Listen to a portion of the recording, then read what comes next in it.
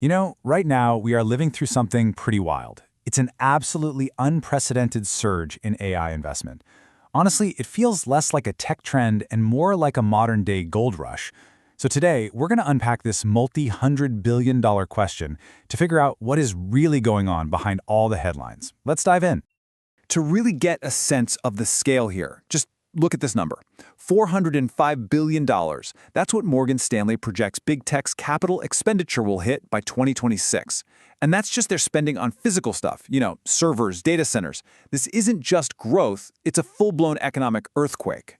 And all that colossal spending brings us to the core mystery we're exploring today. Is this a truly sustainable investment in the future of innovation? Are we literally building the foundation of our new digital world? Or are we just watching a speculative bubble inflate to historic proportions, one that's just waiting to pop? To figure that out, we first have to do one thing: follow the money. So in this first section, we're going to dig into the raw numbers behind this gold rush, just to understand exactly who is spending what and how much. And believe me, it is not just the tech giants who are driving this. AI startups pulled in an incredible $116.1 billion in funding, and that was just in the first half of 2025. They completely blew past the total for all of 2024. Yeah, the venture capital world is clearly all in on this one. But the biggest prospectors in this whole game, they're the hyperscalers. The massive cloud computing companies. Just look at these 2025 projections. Amazon is leading the charge with a $125 billion commitment, and you've got Microsoft, Alphabet, and Meta right there behind them. Their combined spending is going to completely reshape the tech landscape. So all that spending on infrastructure, where does it go? Well, a huge chunk of it leads to this number. By 2026, Nvidia's AI chip revenue, all by itself, is projected to hit $300 billion. That single figure tells you a massive story about who is really profiting from this boom. And this just perfectly illustrates the classic gold rush analogy, doesn't it? While everyone else is out there digging for gold, trying to build the next great AI app, Nvidia is making an absolute fortune selling the essential tools. They're selling the picks and shovels, which in this case are the GPUs. They are the undisputed king of this rush. Okay, so we've seen the what. Just an incredible, mind-boggling amount of money flooding into the market. Now let's explore the why. What are the core drivers pushing these companies to invest on a scale that we have literally never seen before? Amazon CEO Andy Jassy, he really put it perfectly. The demand for AI capacity is just insatiable.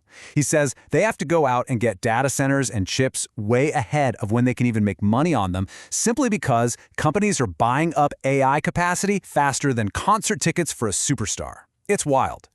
And here's the crucial part: this isn't a one-time build. We are caught in a continuous and very expensive feedback loop.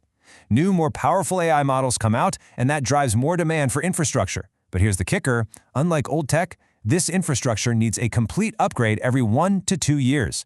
And that in turn just fuels this crazy cycle of skyrocketing investment. And look, this spending isn't just based on hype. It's anchored in real, tangible results. We're talking about logistics firms seeing immediate 20 to 30% efficiency gains, hospitals in the UK cutting diagnostic times by 40%, fintech startups slashing fraud. When you see that 70% of companies adopting this stuff are seeing actual revenue lifts, the business case becomes pretty much undeniable. But of course, no boom comes without its shadows.